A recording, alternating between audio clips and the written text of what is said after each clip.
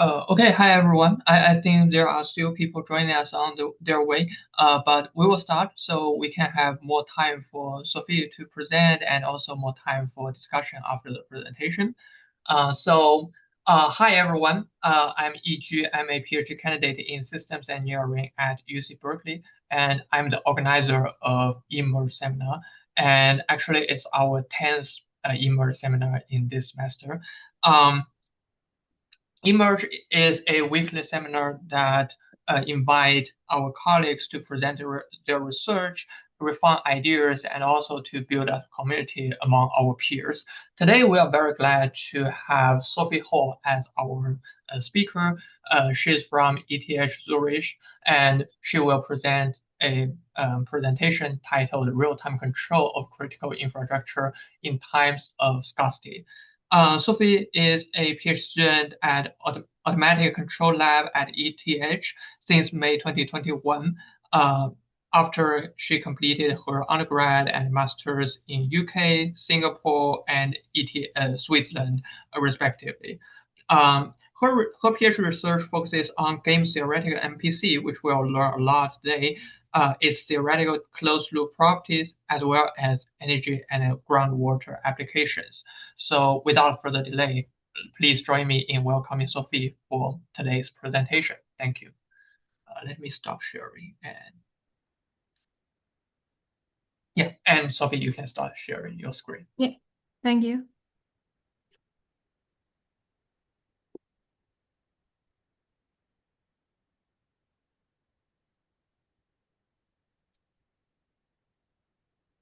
Yeah, hello everyone, and thank you for inviting me for the seminar today. So I'm going to speak about real-time control of critical infrastructure in times of scarcity. And I'd first like to start with a little advertisement. So if any of you are coming to CDC, I'm also organizing a big workshop at CDC on game theory meets MPC and general advances in multi-agent control. So we talk about learning, multi-agent systems, and predictive control. And we have actually quite some big names. Also, Nigame from Berkeley is joining. We have Tamer Bashar and Frank Algover for the MPC and the game theory side of things. Yeah. So let me dive into the topic of today. I'm mostly concerned in my PhD with applications in large-scale infrastructure. So what do I mean by that? I'm concerned with applications in thermal control, traffic management, water networks, and communication. And I would argue that nowadays, we live in a world of finite resources, which need to be shared amongst agents or people. And ever more of the allocation decisions that are being made of how to share such resources through large-scale infrastructure are actually made by algorithms. So the control algorithm is deciding and will ever more be deciding who gets how much of a resource and how is it allocated in the infrastructure system. And ideally, of course, we would like our shared infrastructure and resources to be managed to ensure that we get resilience, fairness, and sustainability. Those are very big words, and I want to now decompose different parts of this and how to approach this problem. I would argue that for infrastructure control, you can actually take very different perspectives depending on the application and depending on the users. And today I'd like to highlight 3 different perspectives that I have been working on. I'm going to start with a game theoretic perspective. So for some applications, it might be actually suitable to consider agents and users of that infrastructure to be selfish. Selfish users that have conflicting objectives, which compete for the resource.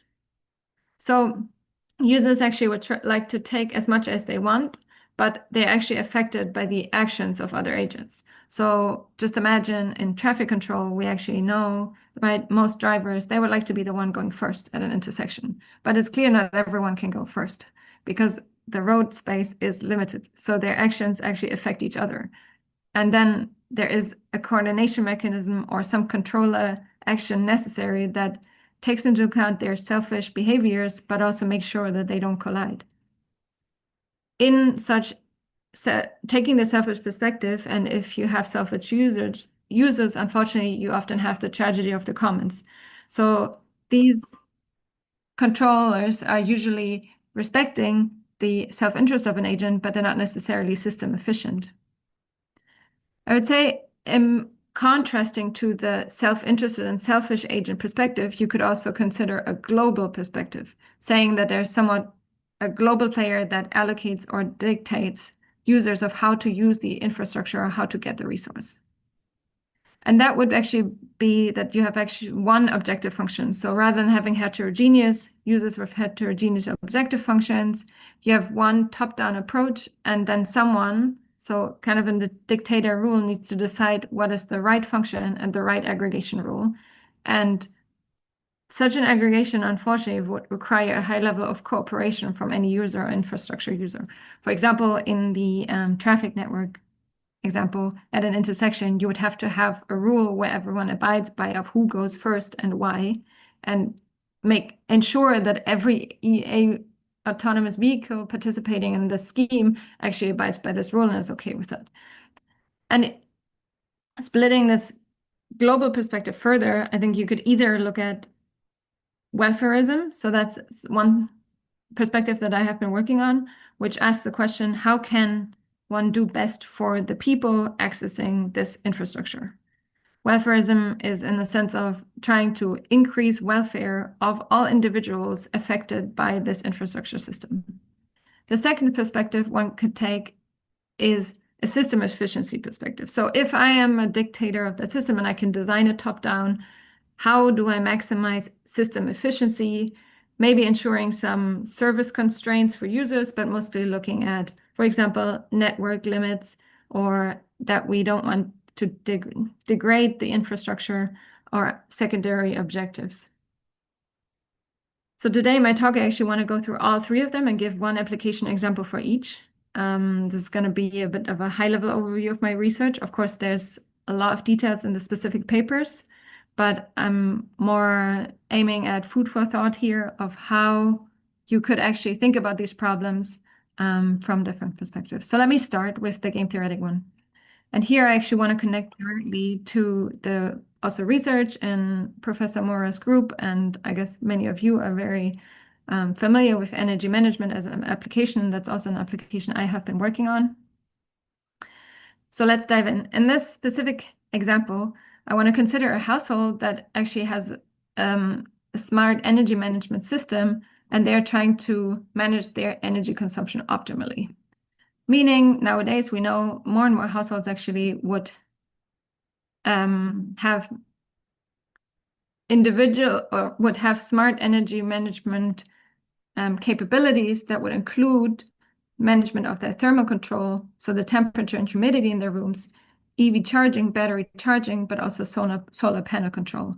And we're looking for a design or a control algorithm that actually can take into account these different ingredients and then control the energy of that household optimally.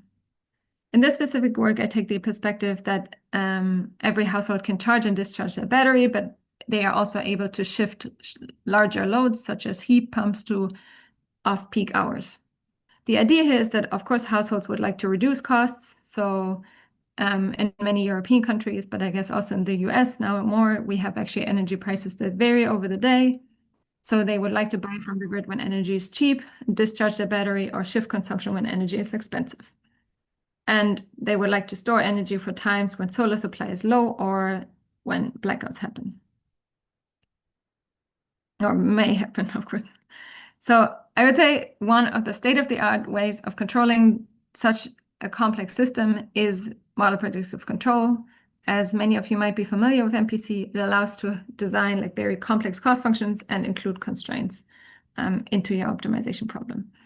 Now, the problem with this of everyone doing MPC is actually, and this is actually very much motivated by a real application. I worked with the Power Systems Lab at ETH, and they actually observed this, that the issue being, if you now have thousands of households and they all use MPC to control their energy optimally, you will get huge peaks because all of them follow the exact same price signal, and they will shift their operation or their consumption to the exact same time.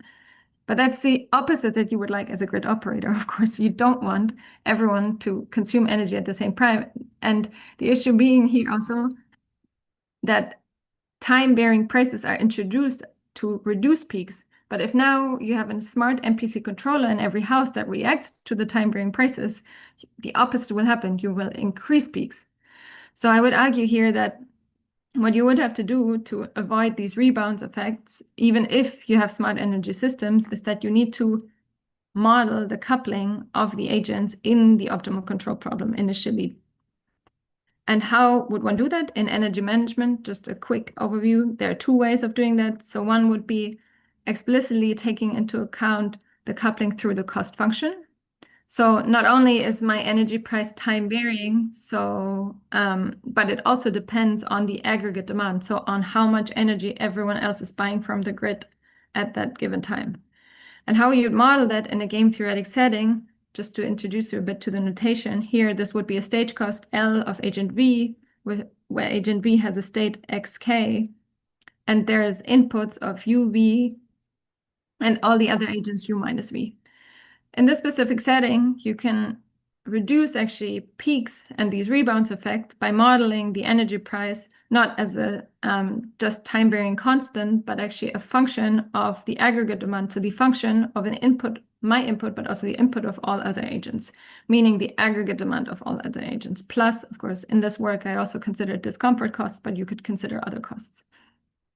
A second way of modeling actually the interaction that is happening on a grid level is to introduce coupling constraints. So all players together actually can only buy a maximum amount of energy. And we would want to model that explicitly in the optimization problem. So the first one would introduce peak shaving effects into your control scheme. And the second one would actually enforce hard constraints on the amount of energy a group of agents is using. And that together will, in this paper, actually show that would overcome the limitations of all the other agents only individually using MPC controllers. So this was now a motivation for these coupled and game theoretic controllers. And let me abstract this a bit further. So we look at now the optimization problem that would actually result in for this energy management scheme. We have here a classic MPC formulation with a stage cost over a finite horizon, where the stage cost is the one that I showed you before, where we actually have coupling between my decisions and the decisions of another agent. So for example, my energy consumption and another agent's energy consumption. We have linear dynamics in this example due to linear battery dynamics, and a coupling constraint here, which actually limits the amount of energy everyone together can draw from the grid at any time point k. So this looks very similar to an optimal control problem, but it is actually a coupled optimal control problem. That's really the backbone of these control schemes that I'm talking in this part. So now, as I said, the idea was to use MPC because receding horizon control can predict into the future. It can handle the dynamics of the system. We are able to enforce input and state constraints, all wonderful, nice properties of MPC.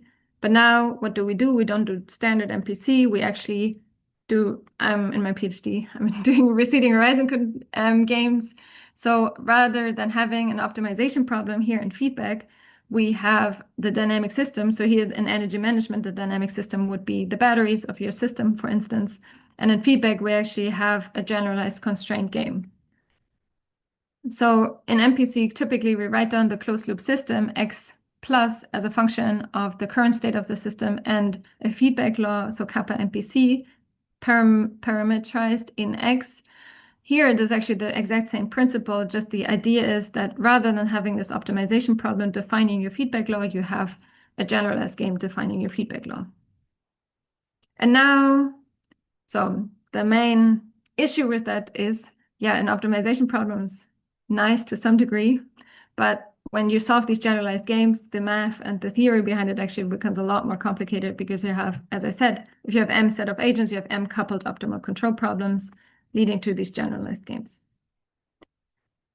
So overall, I started with the energy management application, but I actually work on other types of applications. And I think these receding horizon games, we can use them for all sorts of different coupling. And I just want to mention a couple of them.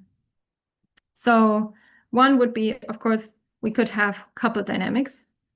So rather than everyone owning one local battery, we can actually have both. So in one of my industry collaborations at the moment, I'm working on a system where agents have local batteries, but also they share a global battery that they previously invested into.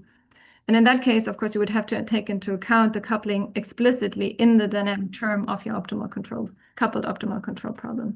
The second one is the cost coupling. That's already what I mentioned. So aggregate prices, pricing increase with aggregate consumption. And then you can have these coupling constraints. So as I mentioned, that the aggregate load is actually limited that all the agents can use at every time instant. And yeah, you get the classic MPC formulation. But as I mentioned before, the issue here being is that if you have the stage cost dynamics and potentially constraints coupled and it parameterized in the initial condition, this does not lead anymore to a classic optimal control problem, but it actually leads to a generalized Nash equilibrium problem. And let me go into the details of what is actually a generalized Nash equilibrium problem. The issue here is that if you have this coupling between selfish agents that access this resource, that we still need to kind of find a solution concept which corresponds to somewhat the minimizer in an optimal control problem. So of course, in optimization, we minimize a cost function.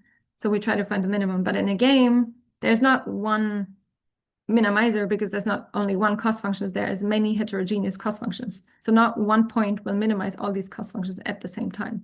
So we kind of need a corresponding concept of a fixed point in game theory. And the classic concept here is the Nash equilibrium, which some of you might know.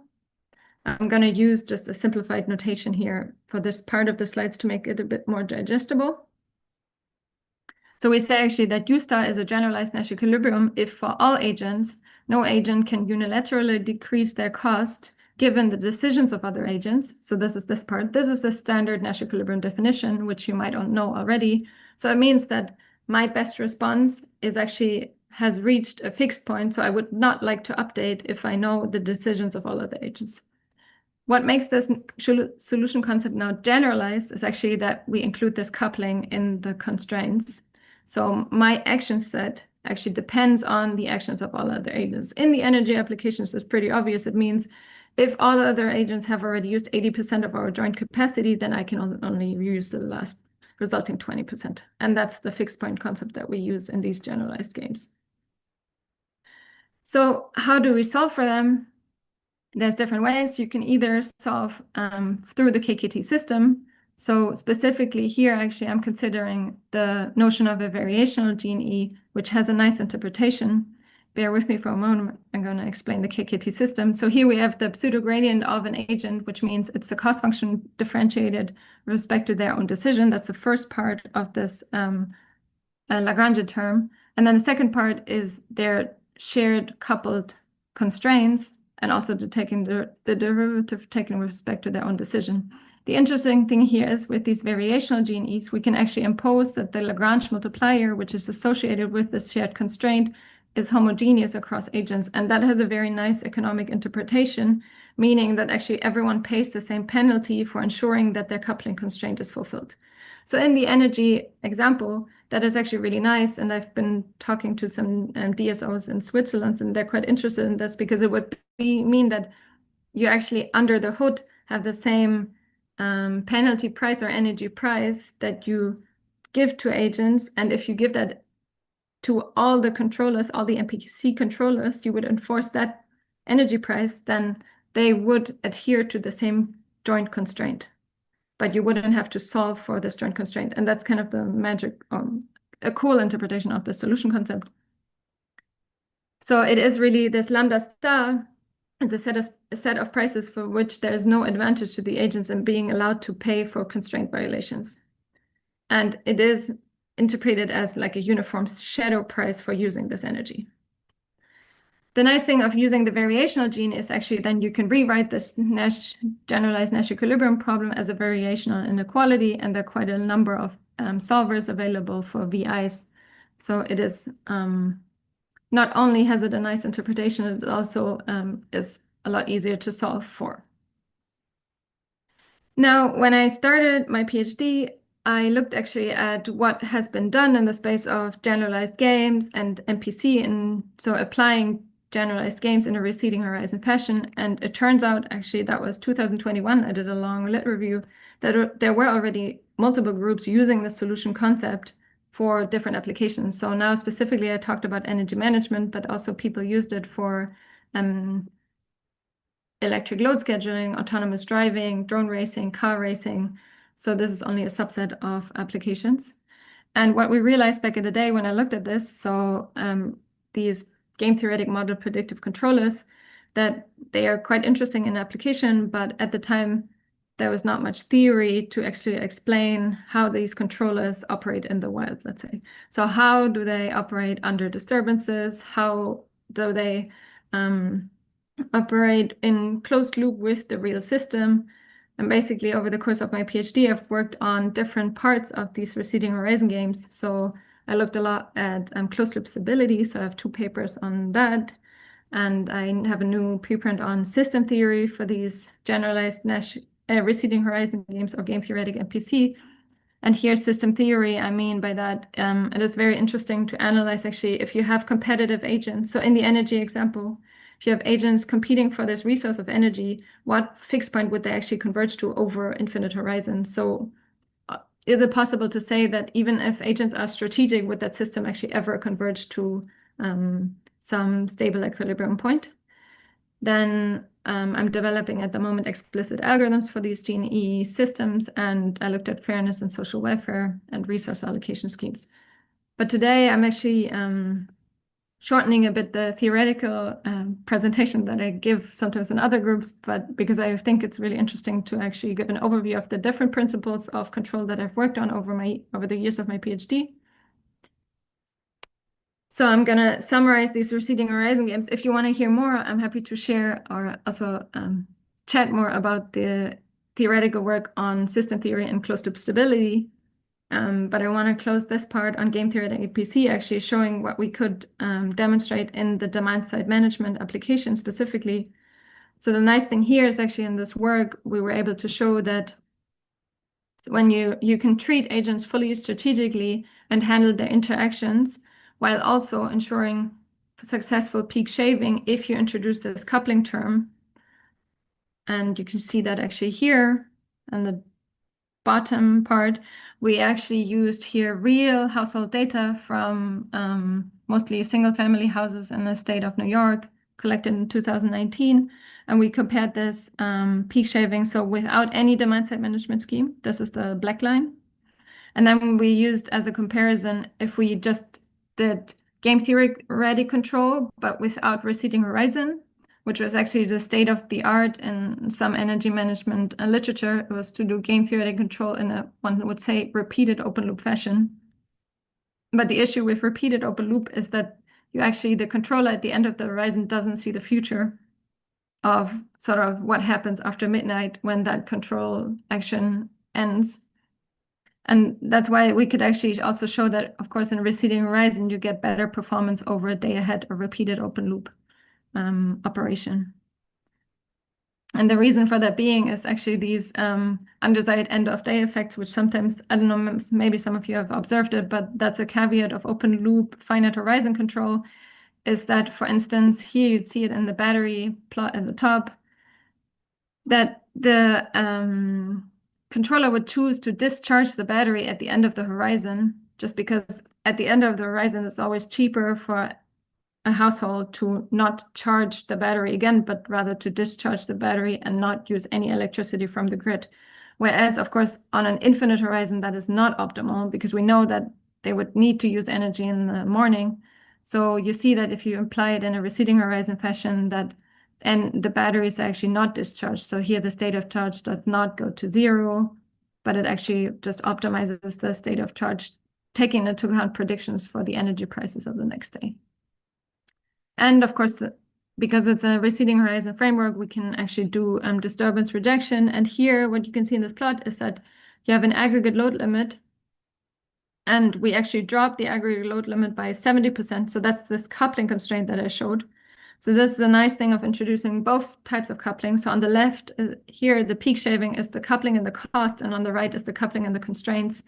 So here we have actually the what they would nominally consume with the scheme, and then we drop the aggregate load limit and we see that they all satisfy it, and then they make up for that lost consumption actually in the hours afterwards.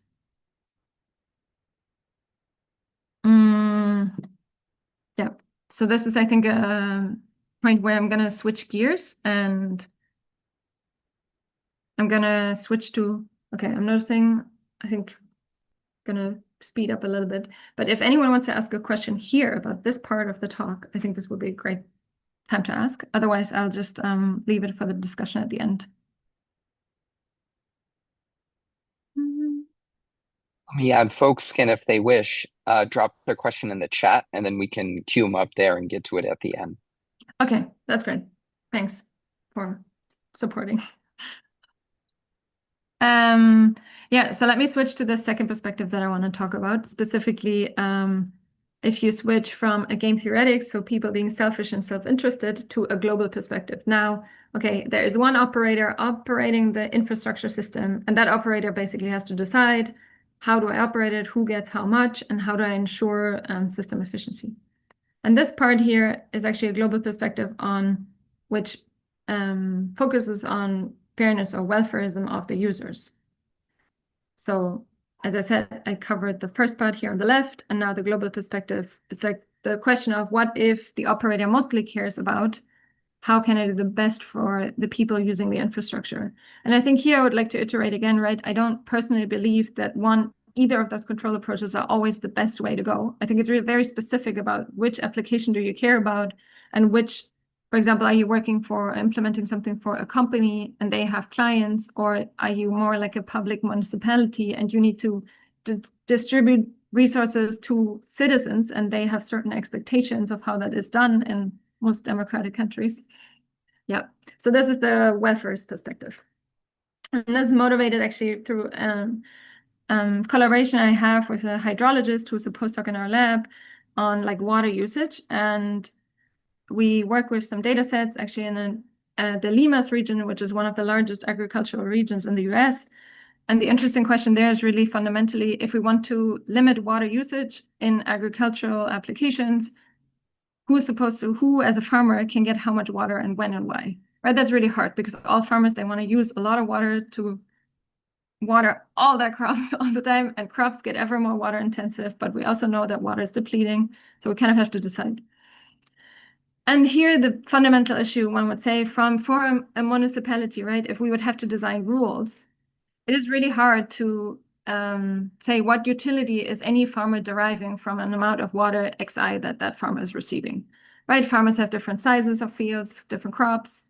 They are different, like, size of businesses normally.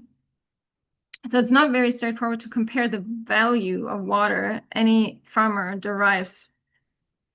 And let's assume for this like simple example that we have a total amount of water that is C, and basically two farmers, X1 and X2, amounts to C. All of them would like to get the total amount C, but they can't. So we kind of need to decide who gets how much of that total quantity C. Now, the idea here is, in this approach of work, we actually want to find some social welfare function or some aggregate function that takes the utilities of these individual farmers and then decides on an allocation. So who should get how much at this given time? And I would say that there are different aggregation and allocation methods that would reflect different priorities and fairness criteria that a municipality could incorporate. And here is just an example, right? We could sum it, we could do a max, we could do a product over those utility functions of farmers. And in this paper, I actually summarized a couple of the fairness metrics or welfare metrics that are generally used in control. And you can already see there's quite a variety, and many of them have different interpretations and different trade-offs of why they should be used in a certain application. And I think this was kind of the starting point of that work, was that in this working group we have at ETH, we didn't like the fact that in control it was a bit hard to justify which ones of those metrics to use in which application. So sometimes you would open a paper and it says, we're doing fair control. And then they say, I'm choosing this fairness notion. It's very unclear why is it this fairness notion in this application, right? I mean, to me, I really wanted something more principled, like why and how. So I guess that's what we set out to do in this work. Going back to the water example, right? In control, one of the very classic social welfare functions is the sum of costs. I mean, that's what many people do. They say, okay, it's the best to sum utilities, and then we minimize the sum of costs. However, here in this example, we can see quite clearly that if we would minimize the sum of costs and we have a total amount of water C, and we now have, let's say that J1 is smaller than J2, then actually the water will be allocated always to agent 1, because that's in an optimization problem, that will be the optimal point. Of course, I'm saying this is a simplistic example, but just to make a stronger point here that maybe the sum is not the way to go, right? Actually, here you could show that if you would take the product, you could avoid just allocating all the water to agent 1. But how would we make this decision in a principled way? That's the fundamental question here. And this relates to, right, how to compare welfare between agents in a control theoretic setting. And what is comparing welfare? What does that mean? So we talk here about comparability, intrapersonal and interpersonal comparability. So this really is a concept that was developed in social choice theory, and it's the idea that how much can I compare your utility to my utility? And depending on the application, right, it might be that I could make statements like person B values time more than person A without any quantifying factor. It's just a general statement of more, but not how much more. Maybe I don't know how much more that person values time, right? Maybe I don't know how much a farmer values water than another farmer. So, or we could make statements like they value things 2 times more, or they would, or actually maybe we can quantify it in terms of money or some cost metric. But I would think that in all actually optimization problems or that relate to infrastructure and also resource allocation, there's some underlying comparability that we're making when we have different users accessing that infrastructure. And actually, if you look at all the different comparability measures that exist out there that were developed in social choice theory, so there are many different levels. Here is just a couple that I portrayed. So we have ordinal non-comparability, ordinal level comparability, so on and so forth. Actually, the control theoretic community usually lives here in the center.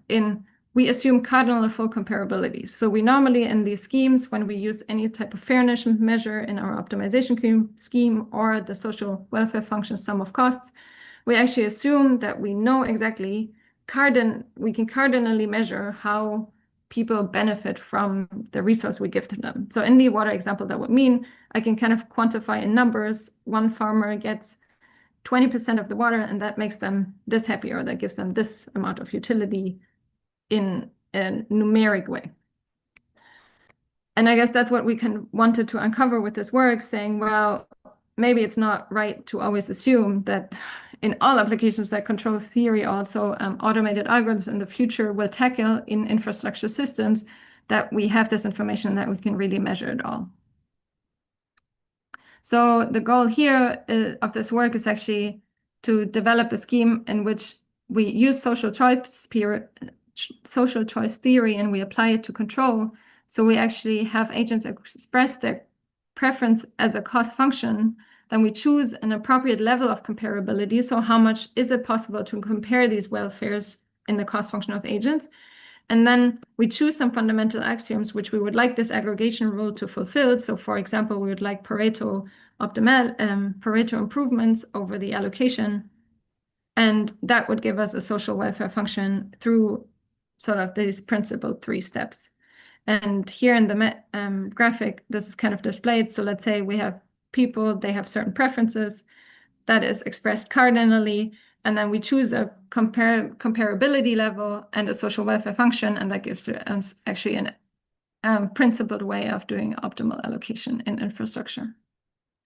And going back to sort of an overview here, we then in the end actually get axiomatic guarantees, which are always fulfilled in real-time operation. We understand very well when and how to compare welfare of individuals and why certain individuals got allocated the resources. And in water management, it was actually nice. We could show that using these principles, we can recover the proportional allocation rule, which is actually used in constituents in water allocation around the world. So proportional allocation is very simple, but it was kind of hard to theoretically justify why do people do proportional allocation specifically. And if you assume actually that water is not comparable, so this resource isn't a compare, we cannot compare utility of farmer A to farmer B in any cardinal way, then the only allocation rule that is allowable is actually proportional allocation, and that's what's happening in many countries around the world. That's like the most simple rule that they could come up with without making any further assumptions on farmers. So I think that was a really nice outcome of this project. And now let me switch gears once more, and that's the final one. But so the third part, I think, that you could focus on when working on infrastructure and real-time control is actually, right, I talked about the selfish users, then the kind of high, let's say, top-down approach where we focus on welfareism. But you could also say, well, I don't mostly care about the users, but I mostly care about my system. I want system efficiency in any metric. And then I worked on one project that was really fully focused on system efficiency, and that was real-time control for compute centers. And that was a long-standing collaboration with Google. So we worked for 3 years, 3.5 years. I worked with the Google Carbon Aware Computing team. That's the team inside of Google that is really implementing load shifting schemes in computing centers and focusing on system efficiency in computing, while it is in infrastructure systems where there are many users, because the users here are Google engineers that submit individual compute jobs. So they want their compute jobs to be executed as fast as possible. But then Google as a company has, of course, higher level objectives with their compute load to, for example, minimize carbon or minimize electricity cost or satisfy other types of higher level objectives. And here, the fundamental idea in compute load shifting is actually that Google as a company has data centers all around the globe, so in different locations. And much of their best effort jobs, so the lowest priority compute jobs, which make up to 30% of their entire compute load, is actually flexible in time and also flexible in space to some degree. So which is kind of crazy. It means that Google at any point in time can kind of shift 30% of their load across sometimes continents, sometimes just within state and across time to some degree. And that's the problem that we were working on. And when we started this project, actually, they only had the temporal part implemented. So what I meant here, shifting in time, we see in this little graphic, right? You could shift in time to reduce carbon impact at later hours. But what we were tasked with is to implement a scheme that can also handle shifting in space. And that was a lot harder because now you have to optimize for all data centers at the same time.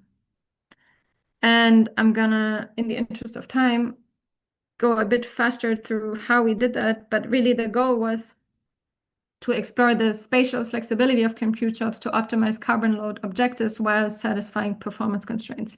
And here, that's what I meant with having a top-down perspective where your users now, they are affected by these performance constraints. So all Google engineers, for example, they would like to get some minimal, guarantees for performance, but you don't optimize for their individual welfare. So the requirements here of this project were actually to that the scheme is computationally cheap to execute in real time, that it allocates optimally with respect to higher level objectives, exploits past data for load predictions, because of course load data is very complex. You can't really model load data. And they wanted probabilistic guarantees specifically because compute load in Google data centers is very stochastic. So one day to the next might vary massively.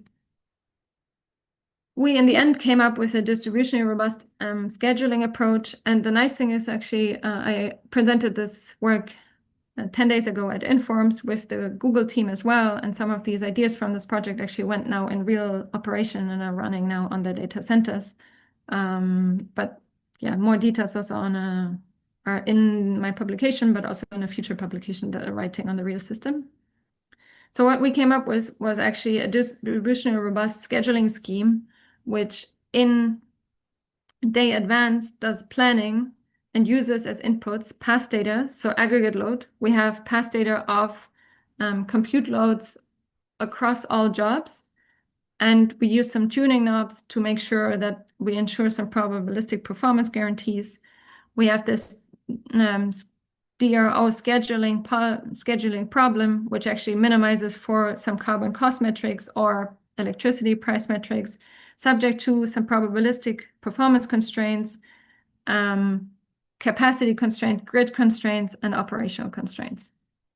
And as an output, we actually have two things, and that's important because we had to build with existing Google infrastructure. So we build virtual capacity curves. Those get pushed to individual data centers, and they limit artificially the capacity at every data center. And we output actually an optimal scheduling policy. Why? And to give you the detail of how does this optimal scheduling policy actually work, so day ahead, we compute how much percentage of compute load should be executed at which time at which data center. So here, this is a very simplistic example. Of course, it's more complex in the real application, but the principle works like this. At every data center, for example, D equals 1, we would have a value of like 58% of load should be executed at 9 a.m. at this data center 1, and 42% at data center 2. And then at 10 a.m., maybe the carbon cost increases a lot at data center 1. So we actually want to push all load to data center 2. So 100% should be executed at data center 2. Now, how is that actually happening? So these virtual capacity curves, they actually handle these capacities within the data center. And then we use tracking in real time to follow these optimal schedule. Let me check. Yeah. I'm going to quickly go into the details of like how we compute this optimal schedule. So this, let me see. And can I ask just a clarifying question? When you say capacity, you're talking about compute capacity? Yes. And we also have grid constraints, if that's what you're asking. I see. So there's like a capacity in units of watts, and then there's a capacity in units of like I don't know, service, like processing unit, service units, right? Or flops or something like that. So there's capacity in terms of both. So we have grid level constraints and ramping limits from the grid, but we also have capacity in terms of GPU units actually on a per data center level. But here capacity could be actually multi-resource capacity. So that's one of the issues is in data centers. Of course, not only GPUs are a capacity, but also RAM and memory as a capacity. So that would all have to be integrated into the real full implementation of this. But yeah, right now we talk capacity in terms of GPU. And you've got the CVAR constraint, which means something's uncertain. And what's uncertain here is the compute load.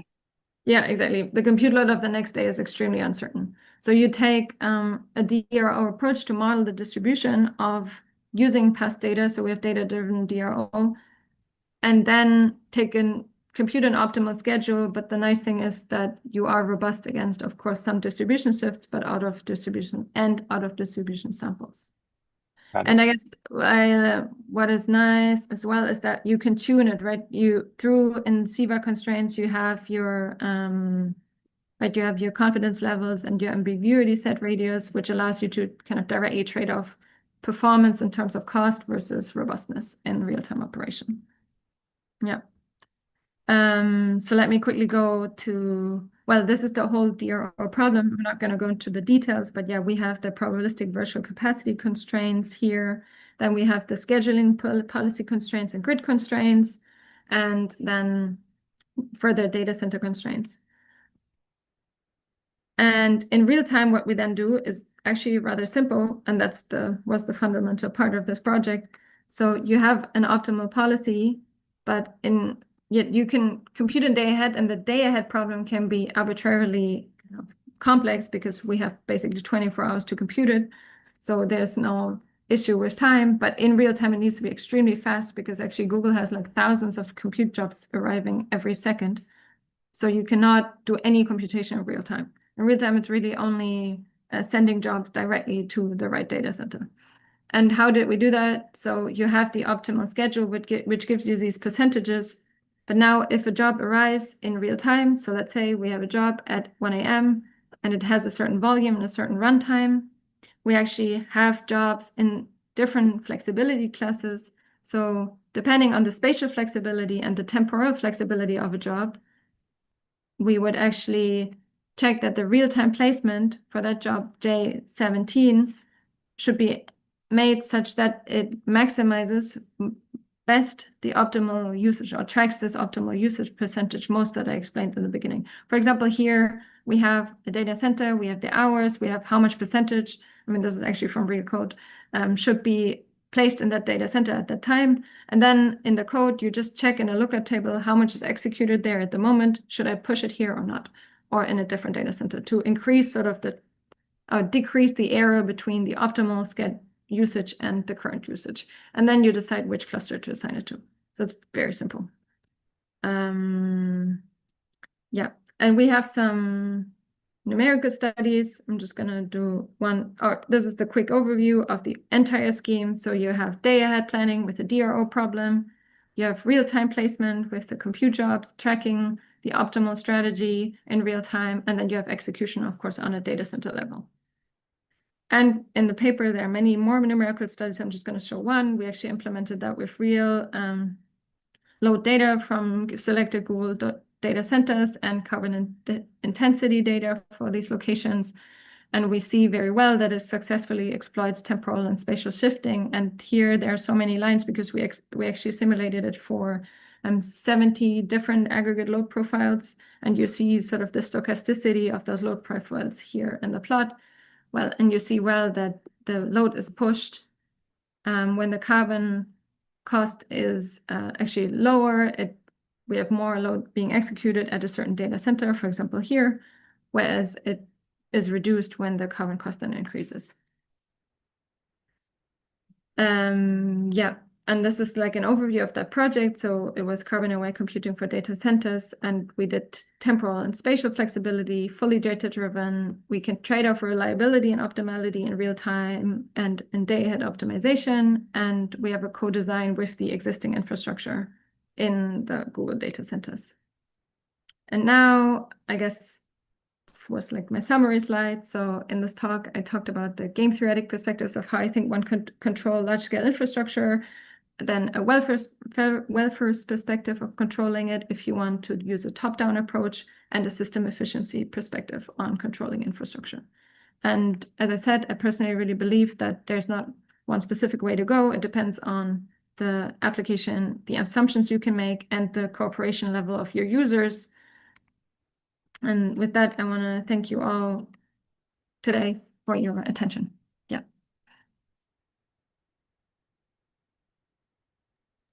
Thank you, Sophie.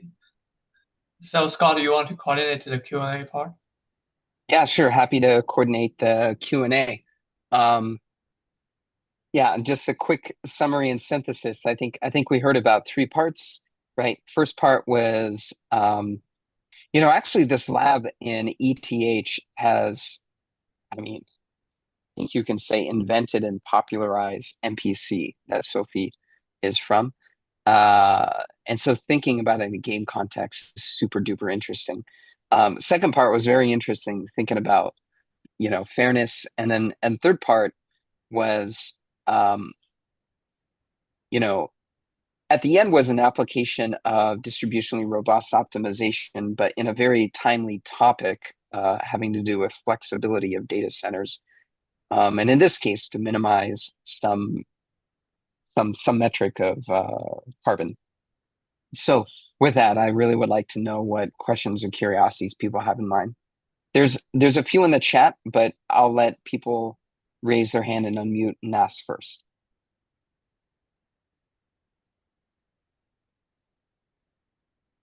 Okay, maybe I want to first ask a clarifying question for the first part. So basically you mentioned 2 ideas of incorporating this kind of when people make actions at the same time, leveraging the price value. So one is engineering the cost function, one is incorporating those coupled constraints. And to my understanding, the coupled constraint will result in a generalized Nash equilibrium, but the first approach is just a nominal Nash equilibrium. No, it's all generalized. Can you explain why the first is also generalized? You mean the first being what do you refer to as the first? First means in your cost function, my electricity price will be a function of the aggregate load. Okay, I meant like if you were to include both, then you get a generalized Nash equilibrium. Yes, I agree. If you only include the first one, so you do not include the coupling and the cost, then you only have a Nash equilibrium problem. Yes. Okay, so these two approaches, are they complementary or are they have relative advantage for each, or how should we choose them or combine them? So I would say that the framework in itself, that's what I was mentioning here, is very modular, and that's what I like about it a lot. So you can kind of pick and choose the different types of coupling that you have in your that you want to consider in your game, or the optimal control problem in the end. And an advantage in like energy management now, of course, specifically speaking, if you only care about peak shaving, then you should only use the cost part, because the nice thing about only having the coupling and the cost, so here in the stage cost, is that you actually get better computation. So solving for Nash equilibria is a lot easier than solving for generalized Nash equilibria. However, I would argue, especially in energy management, we usually always have power line constraints, right? So it's kind of a must to include the coupling constraints, especially in power systems. But yes, there are, I would say, game theoretic control problems where you don't have coupling in the constraints, but only in maybe the cost functions. Yeah. Does that answer? My last question, thank you. My last question about this part is,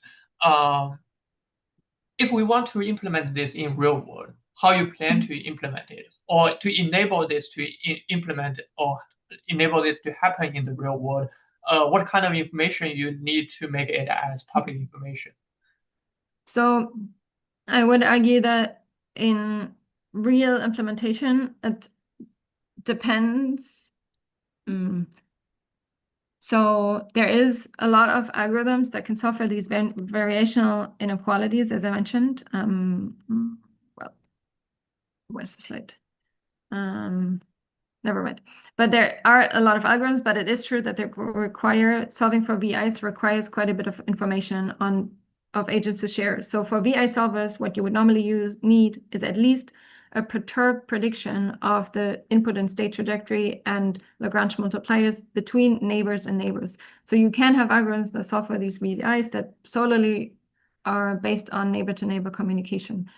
However, right now I'm actually working on something that's called explicit game theoretic MPC. So maybe some people are familiar with explicit MPC, but that would then ensure that in real time, everyone has an explicit feedback law stored locally, and you do not require communication or sharing of information in real time anymore. And that's, I think, is more reasonable, especially in energy management.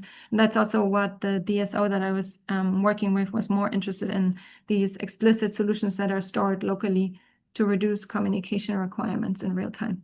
Yeah. But if you want to know more about that, feel free to ask me. Would love to know more. Yeah, thank you, Sophie.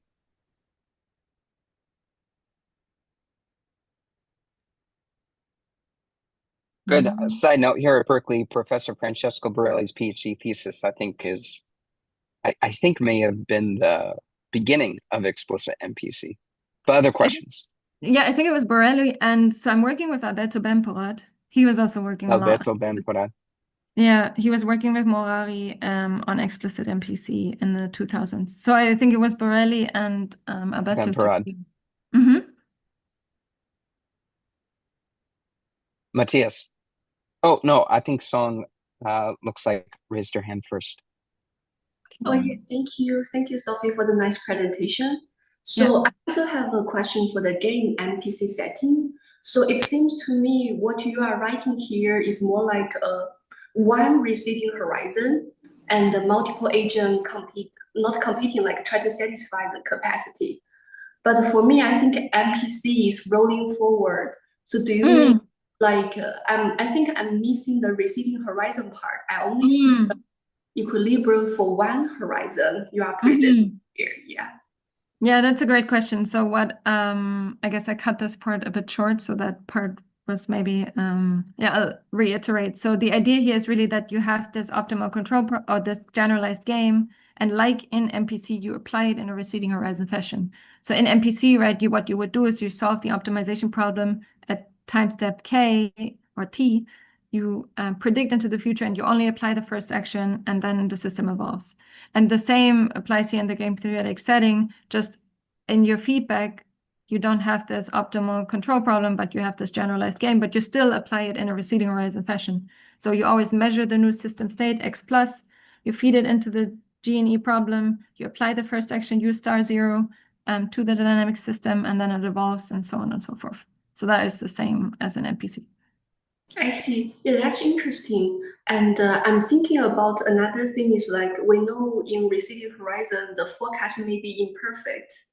So I'm thinking if you have some idea about, suppose we have perfect or imperfect forecast, how the equilibrium of this receding horizon MPC would behave. Yeah, that is very interesting. That relates actually to the system theoretic analysis. So at the moment, I'd say this was actually as like the first person to publish a paper on closed loop stability of these game theoretic MPC algorithms. And this was all in the vanilla deterministic setting. So none of it is stochastic yet. And also the system theoretic analysis that I have in my other paper, it's not stochastic yet. So I am thinking of an extension for stochastic setting, but there are currently no results actually on convergence of equilibria of receding horizon games under uncertain forecasts. And I think especially for energy management, that is actually very interesting and important, right? Because we know that PV predictions, they will change probably every 50 minutes. So it's better to take that into account right away and also know what you're converging to. So I fully agree. It's a super interesting question. And I hope to work on that in the future, or someone else of you, if you guys are interested, reach out and you could work on it. Yeah, thank you. I'll reach out through email later. Yeah, I have some related idea. Maybe we can chat later. Thank you. Okay, great. Thank you. Great. Let's get Matthias's question, and maybe I can squeeze in my own at the end. Matthias. Okay, I'll try to be quick. Thank you very much for your presentation. I have two questions, or rather simple ones, I think. One is on the energy distribution, optimal energy distribution for households. Do you have like some number maybe, or a count of households that need to use the same MPC algorithm, so we see these effect that peak price is created and we actually get like a negative effect in the end. So what do you have, like some percentage of households that need to have used the same MPC controller to see this effect? So you mean from the entire population? Exactly. Maybe like for Switzerland, or just like from a country perspective, or. So in the PhD student I work with, she saw it already when they had only 15% of households using it in the canton of Zurich. Oh, okay. So it wasn't that many, and they could already observe this. And I guess so that's a simple answer. And okay, so not a lot. Okay, I see. So it's not a lot. You see it rather fast. It's just because heat pumps, at least in Europe, are really a major electricity usage. It's contributor to electricity usage. And that's the first thing that would shift under an MPC scheme. So it would suddenly really be 10% of households shifting their major consumption to the same time point. I see. Okay, thank you. My second question is about the work you did together with Google, or like the load distribution of data centers. In your optimization formulation, I did not see a price for electricity. To me, it sounds like, from a company perspective, it sounds like the most important factor to consider. So I was thinking, how does it play, like which role does it play in this optimization or in this? So in the paper also, we discussed different ingredients of the cost function. And yes, I agree, like we at the moment have a carbon cost and a peak shaving cost, but of course you could add an electricity price, and in the real implementation, they do also have other portions of the cost function in there. It's not only two ingredients, but I guess in that paper specifically, we mainly wanted to demonstrate these ideas. And then for the cost function for optimization schemes, I would say like pick and choose like whatever is relevant in the time point. And to be fair, right, it's called the carbon aware computing team, because that's Google is trying to become like net zero at 2035 or 30. So that's why they shift for carbon. But yeah, I'm sure in real operation, and I know they also shift for electricity prices. Yeah, okay. It's yeah. Because then the hyperparameter would be interesting to see how the carbon price or electricity price will be weighted. Right. But those hyperparameters also, I didn't see them. Yeah. Okay. I mean, thank you very much. They were not publicly available information. Makes sense. So a related question I need to ask, which honestly is away from the real intellectual contribution, but I need to ask in that optimization for data center load distribution, is the carbon price, do you know if it's the marginal carbon emissions or if it's the average carbon emissions? So we had a lot of discussions about that in the team, because the issue being is at the moment it is actually locational prices, not so average at every location and not marginal, because the marginal price data, from what we know and also what Anna knows, is not readily available in all these places where they have the data centers. Like it's not, so they can't use it right now. So that's why we didn't implement it. But of course we could change that parameter if that information was available, and it would be an easy thing to change. Yeah. So your discussion was that it seems marginal would be the better quantity, but the issue is that you need it everywhere. Yeah, and that we don't have those predictions. Interesting. So I'm on the advisory board for WattTime, which is a company that produces these signals, and there's a big argument in the greenhouse gas protocol. I don't know if you know about all this, which is trying to set worldwide standards around carbon accounting. And there's two sides. There's two political factions. And my understanding is that Google, whoever is part of that conversation, is on team average carbon as opposed to marginal. So what you said to me is interesting, and that's why I have to ask, because WattTime is trying to advocate for marginal, which they have services that provide around the world, although I don't know to what extent, and if it's everywhere that there's a data center. I know at the moment for electricity data, like Anna's team works with Electricity Maps, that company. Do you know that? I think it's based in Denmark, maybe. Yeah, I think that's a type of competitor to WattTime. So they work with Electricity Maps, and apparently right now the marginal isn't available reliably enough. And that's her opinion, but I guess you could reach out, right? Maybe I'll just connect her with people at WattTime, and which is a nonprofit, by the way. It's actually not for profit, but okay, just curious.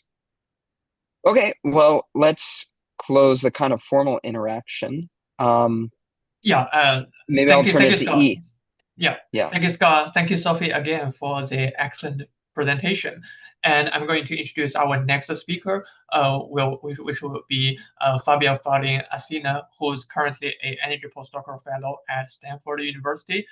She's actually a material scientist, and it will be a little bit different from our previous speakers. Next week will also be our last seminar, and that will be in person, and it will be our last seminar in this semester.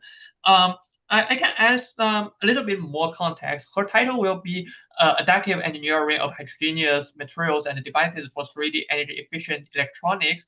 And I think it's very interesting to see her talk after Sophie's, because it's kind of like a telescopic view. Sophie talked about very large scale, like demand shifting for data centers. And what Fabia will talk about is her innovations as the smallest scale. That is to invent new materials for manufacturing energy efficient chips, which is kind of like the field of today's artificial intelligence. So I welcome you to join us next week, and thank you very much again for joining us today. And Sophie, can we stay for a little while if some people want some casual chat? Yeah. So I will just stop recording and stop the live stream. Yeah, sorry. Yeah, sure. Can I ask a question? Yeah. I still have a question about the receding MPC because I think it looks like a distributed